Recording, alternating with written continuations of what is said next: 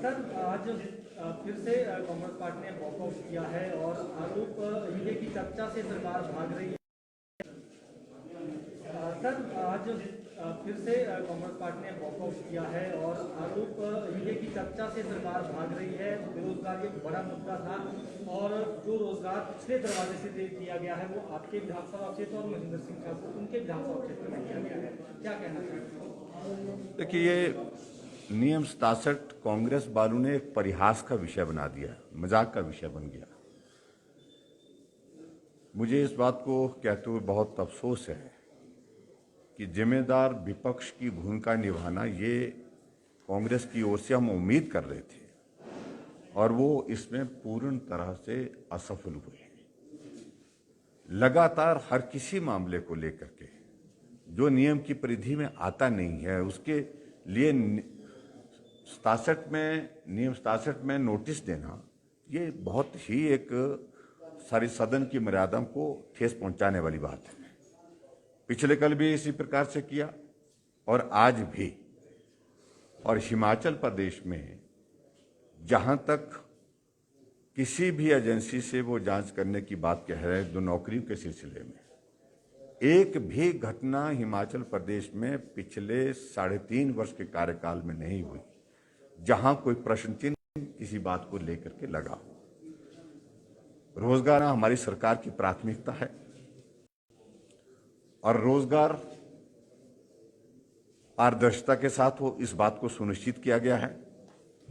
जहां आउटसोर्स की बात जिसमें शोर डाल रहे हैं वो ज्यादा विशेष तौर से, उसमें मैं जरूर कहना चाहता हूं, आउटसोर्स में जो कर्मचारियों को लगाने की बात है वो सिर्फ भारतीय जनता पार्टी की सरकार के समय में नहीं बल्कि पूर्व सरकार में, कांग्रेस पार्टी की सरकार में बहुत जोर से ये प्रक्रिया शुरू हुई थी और इन्होंने राजनीतिक दृष्टि से लाभ लेने के लिए उनको कई तरह के प्रलोभन भी दिए थे। उनकी रैलियां कराई, इनसे मुफ्त भेंट कराए, इनसे तलवारें वहां पर भेंट करवाई और ये कह करके कि आपको हम नीति ला करके रेगुलर करेंगे, पक्का करेंगे। लेकिन वो भी परिस्थिति इनके सामने नहीं आई। परिहास बनाया, मजाक बनाया उन नौजवानों का। और आज अगर हिमाचल प्रदेश में हम आउटसोर्स के अंतर्गत अलग अलग विभागों में कुछ नौजवानों को काम दे रहे हैं, नौकरी दे रहे हैं, तो मुझे लगता कि कोई भी गलत नहीं है। जो नियम है, जो व्यवस्था है, जो कानून है, उसके अनुरूप ही दे रहे हैं। इसलिए इन सारी बातों का कोई औचित्य नहीं है, कोई अर्थ नहीं है। राजनीतिक लाभ लेने के लिए कांग्रेस पार्टी हर दिन कोशिश कर रही है कोई इस प्रकार का सेंसिटिव इश्यू खड़ा किया जाए, मुद्दा खड़ा करने की कोशिश की जाए जिसके कारण उनको कुछ लाभ हो। मैं इस बात को स्पष्ट करना चाहता हूं कि कोई लाभ उनको इस प्रकार से राजनीतिक दृष्टि से नहीं होने वाला है। उल्टा वो अपने आप एक परिहास का विषय बन गया है। और वैसे भी दूसरी बात ये भी मैं कहना चाहता हूं, कांग्रेस पार्टी में जो एक आपस में एक प्रतिस्पर्धा चली है वरिष्ठ नेतृत्व की एब्सेंस में, वो और ज्यादा बढ़ती जा रही है और ऐसे में कांग्रेस पार्टी का भला होगा ऐसा नहीं मैं मानता हूं। और मैं उनसे इस बात के लिए बार बार आग्रह कर रहा हूं कि आओ, सरकार चर्चा के लिए तैयार है। जो प्रश्न आपने पूछे उनका जवाब देने के लिए तैयार है, हम दे रहे हैं। और उसके अलावा जो भी चर्चा नियम के मुताबिक आप माननीय सदन में लाएंगे उसको स्वीकार करके उसके चर्चा करने के लिए सरकार को कोई भी आपत्ति नहीं है। पत्र जारी करने की मांग की जा रही है। देखिए, उनकी मांग के हिसाब से सारी चीजें नहीं चलेंगी। मांग करना अधिकार उनका है, लेकिन उसके बावजूद सरकार ने क्या करना है ये उसके लिए हम बाध्य नहीं है जो वो कह रहे हैं। सर, क्लाइमेट चेंज पर 130 के तहत एक सदन में मामला लाया गया है। अगर हम पिछले डाटा देखें कानून कंपैरेटिव, इस बार जो लैंडस्लाइड का रेशो भी है 100% से भी ज्यादा बड़े हैं पिछले वर्षों की अपेक्षा। कितना कंसर्निंग है दिस चेंजिंग क्लाइमेट और सरकार इसको स्टडी करने के लिए क्या प्रयास करेगी जिसका फसलों पे प्रभाव पड़ता है उसके बारे में? देखो, क्लाइमेट चेंज का रिफ्लेक्शन हम जो इंसिडेंट्स हो रहे हैं उनके माध्यम से मिल ही रहा है। इस बात को हमको स्वीकार करना होगा। अब जैसे इस बात को हम स्वीकार कर रहे हैं कि लाहौल स्पीति में बरसात के मौसम में आमतौर पर बरसात नहीं होती थी बहुत कम होती थी। बरसात में वहाँ पर ऐसी स्थिति आ जाए जिसके कारण नुकसान हो जाए, ऐसी बहुत कम स्थितियाँ रहती थी, लेकिन हुआ। बेमौसमी जो है वो बर्फ का पड़ना और सेब को बहुत बड़ा उसमें नुकसान हुआ, सेब के पेड़ को नुकसान हुआ। सेब के जहाँ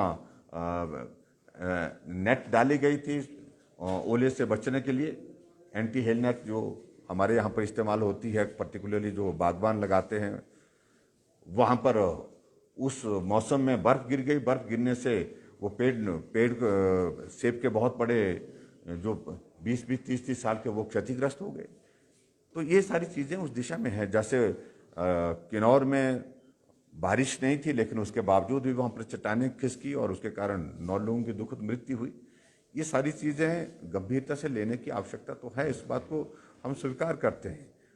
लेकिन जहाँ जितना भी सरकार की ओर से इसमें पॉसिबल मेजर्स लिए जा सकते हैं, उस दिशा में हम काम करने की कोशिश कर रहे हैं। और इसके लिए ओवरऑल एक असेसमेंट और एक पूरा स्टडी करने की जो ज़रूरत है, इसकी आवश्यकता महसूस कर रहे हैं। स्टोन क्रशर के मामले में भी एक मामला आया है, ध्यान आकर्षण प्रस्ताव लाया है, तो उसमें सरकार की क्या प्राथमिकताएं रहेंगी? कैसे सर, जो स्टोन क्रशर बंद होने का ज्वाला जी से विधायक जो हैं ज्वाला जी, उन्होंने एक विषय लाया है ध्यान आकर्षण प्रस्ताव, तो उस विषय में इस पर सरकार गंभीर है। वहाँ ये उनके प्रतिनिधि मिले थे, जो स्टोन क्रशर की जो एसोसिएशन है स्टेट की, वो मिली थी, अपनी बातें उन्होंने कही है, हमने उनकी बातें सुनी हैं। लेकिन उसके बावजूद भी नियमित रूप से नियम के मुताबिक खनन हो, उस पर कोई आपत्ति नहीं है। लेकिन गैर तरीके से खनन हो और उस पर उसके कारण जो है प्रदेश के हमारे पर्यावरण को, हमारी इकोलॉजी को, उसको इफेक्ट हो, प्रभाव पड़े, तो वो चीज़ को लेकर के हमने कहा कि उसमें सख्ती भी बरती जाएगी। लैंडस्लाइड के बाद रिसेंटली एक जियोलॉजिकल सर्वे ऑफ इंडिया की टीम विजिट की थी, उसका क्या असेसमेंट है, क्या रिपोर्ट है, क्या इसी तौर पे जो क्लाइमेट चेंज पे पर्यावरण विभाग या सरकार इस पे कोई रिसर्च इस तरह का कोई डेफिनेटली हमने इस बात के लिए कहा है कि इस पर जरूर जो है वो गंभीरता से अध्ययन करने की आवश्यकता है।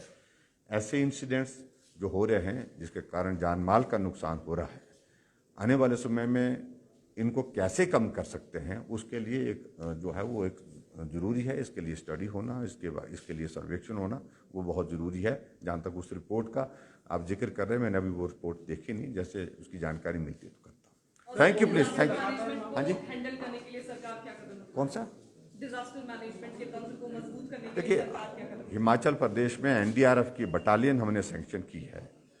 This happen for the first time. लंबे समय से मांग थी और वो बहुत अच्छी भूमिका निभा रही है। अभी चाहे वो शाहपुर में बो गांव में घटना हुई, एनडीआरएफ की टीम ने बहुत सक्रिय होकर के काम किया। लाहौल में जो गाड़ी वहाँ पर गाड़ियों में लोग चले गए, 10 लोग, जिसमें से 7 लोगों को के शव रिकवर किए गए, उसमें एनडीआरएफ की बहुत महत्वपूर्ण भूमिका है। और एनडीआरएफ की टीम के साथ साथ में हमारी स्टेट की भी अपनी टीम जो है यहाँ हिमाचल प्रदेश में एसडीआरएफ की, उसके माध्यम से भी हम प्लान कर रहे हैं कि वो अच्छी तरह से ऐसी सिचुएशन को हैंडल करने के लिए तैयारी करें। Thank you please, thank you.